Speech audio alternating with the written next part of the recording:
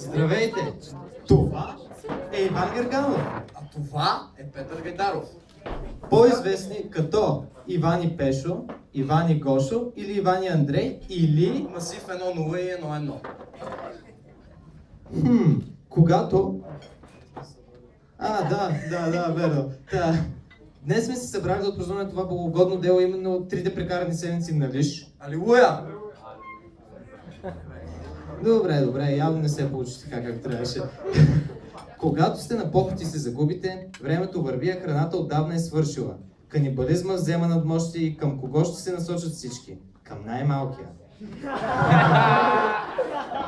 Кой е той? Става въпрос за момичето, което макар и информатичка разбира много добре и от най-абстрактните триъгълници. Любовни. Докато момчетата с завидна мускулатура се борят за нейното внимание, тя обича да компактизира триъгълниците и в овощени конфигурации. И стига толкова малък текст за толкова малък човек. Грамота най-добра приятелка Friend Zone за Поли! Аура!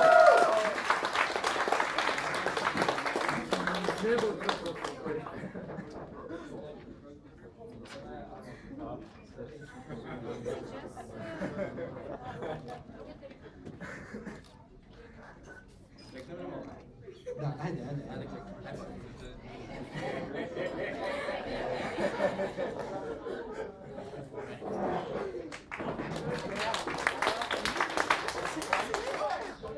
Така, сега ще ви представим едно момче, което след като остана без своя приятел тук, откри соронната си душа в лицето на една шапка, донесена тук от Пловдив, от тази милост невероятния Петър Гайдаров. Това е човекът, който ден след ден срещахме да се разхожда с огромно сомбреро на главата. И следващата грамота е мексиканеца за Николай Атанасов.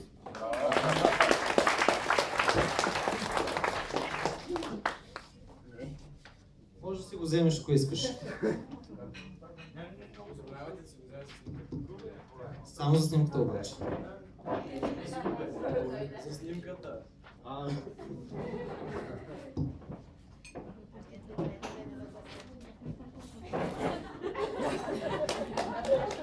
Как да кръш пеш?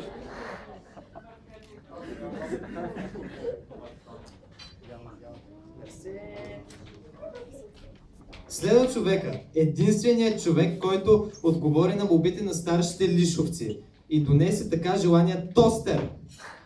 Браво! Ръкопляскане на аплодисменти, моля. Но неблагодарните лишковци дори не изявиха желание да го използват, оставяйки горкото момче да се мъчи да разнася този тостер из цяла Северна България. Момчето, което отказа да получи грамота Гризго, мистер Тостер за Кристиян Боянов.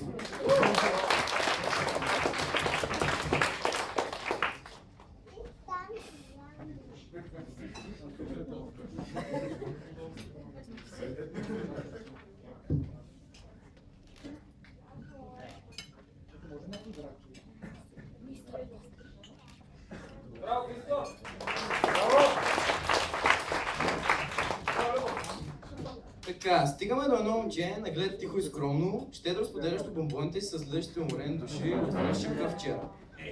За който всички те искрено благодарят и постигнал невероятен успех при изпреварването на ентусиастите Пешо, Райна и Никола по пътя към хотела с цели, забележете, 10 минути. Момчето, което смело вдигна ръка и зададе един явно тревожен за него въпрос. Грамота, вие какво разбирате под математика? За Артур Балабан.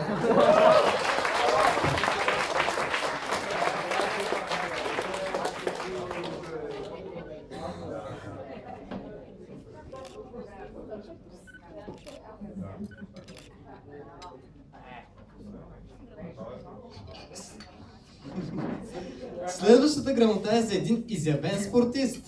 След огромно желание, голяма доза увереност и вероятно и включване в множество състезателни дисциплини, той не постигна много победи. Но пък може да се похваля с завиден брой загуби. Дори 16-0. Грамота жалкият съперник за Симеон Милев.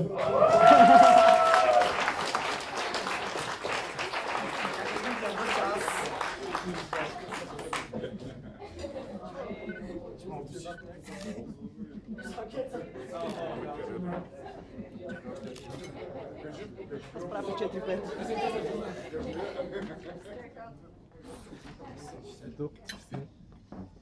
Сега следва момичето, което казва, че кучетата са като мъжете. Идват и си отива. Същата, за която е ту мейнстрим да се опари на парзалка, затова и пари на банския. Тя е толкова мила, че убийство на муха те прави сатана. Момичето, което с биста рум ръси бисери, забележете грамота бистреца за Симона Ценова.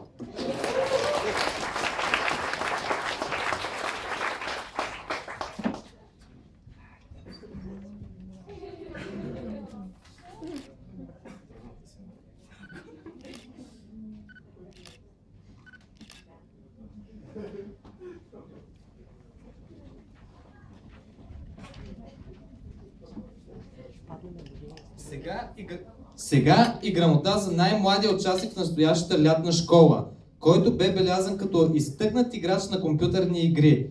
Геймър за Радостин Емануилов.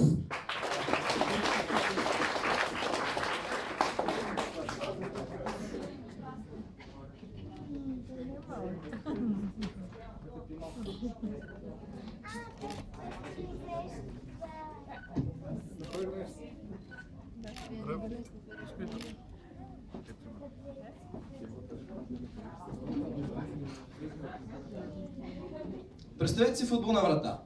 Сега си представете едно такси, преминаващо през нея. Сега основната част. Таксичията е всъщност вратарят, който най-мило преминава през себе си 5 пъти подред, за да изпадне в кома и да не се набие в очите на мафиозите. Става въпрос за младата футболна надежда на Ботев Пловдив, който играе мафия и е готов да преживее всичко, за да оцелее. Грамота таксичията за Никола Билтов.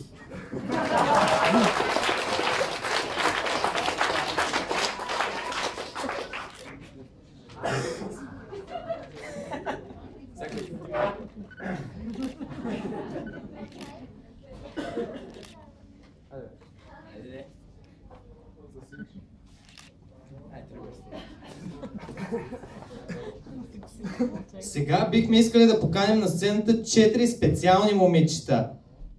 Плюс представител на село Мечка. Кой е той? Кой е той? 5 точки бонус в живот за всички, които познаха.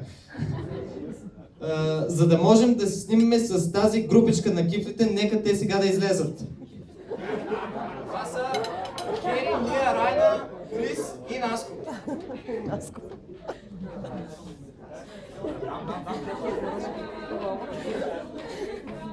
Получава той. Ще прави ли на численска? Защото сме кампанери.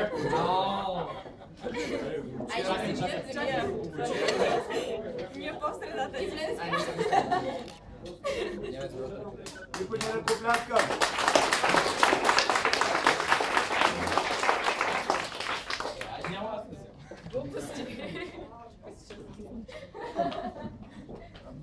През един хубав летен ден, когато се връщахме от плажа, групичката на моят приятел Петър реши да отиде към центъра на Варна. Той обаче е социално слаб в този момент, не можеше да си позволи удоволствието да прекара вечерта с тях. Неговата групичка реши, че не може да го изостави сам да ходи до Пикадили. Тогава всички те бяха споходени от една гениална идея.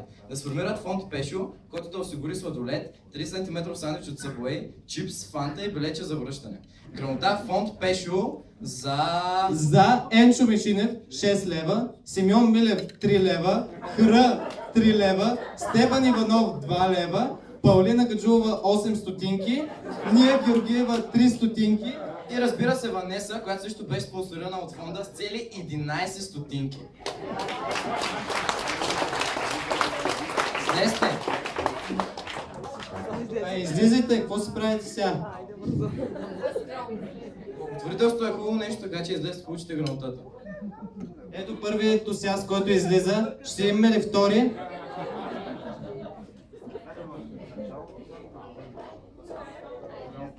Ето втори, чакаме трети, четвърти и пети, мисля.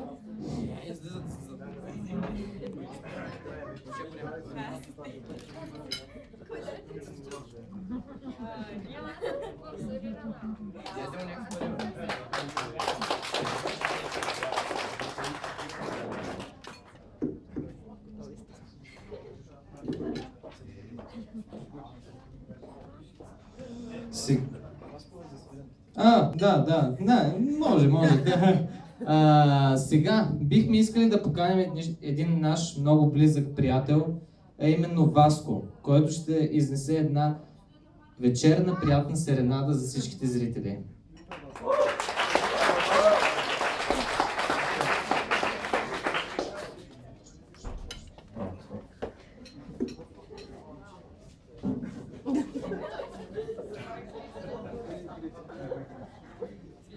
Не ни виждат, нали?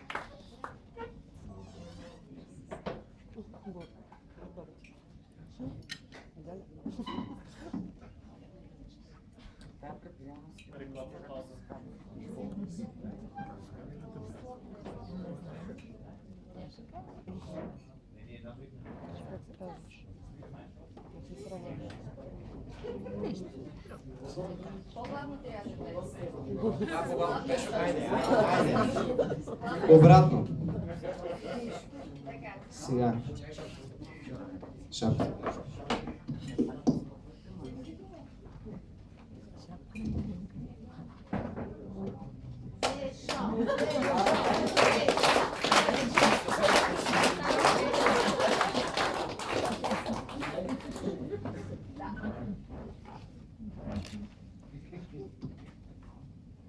Отново сме ние.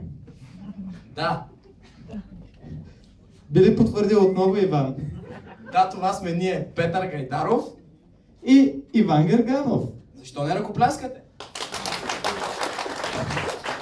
За жалост обаче, нашата визита този път е по-кратка и ще трябва да дадем микрофоните и таблетите на Наско и Симона.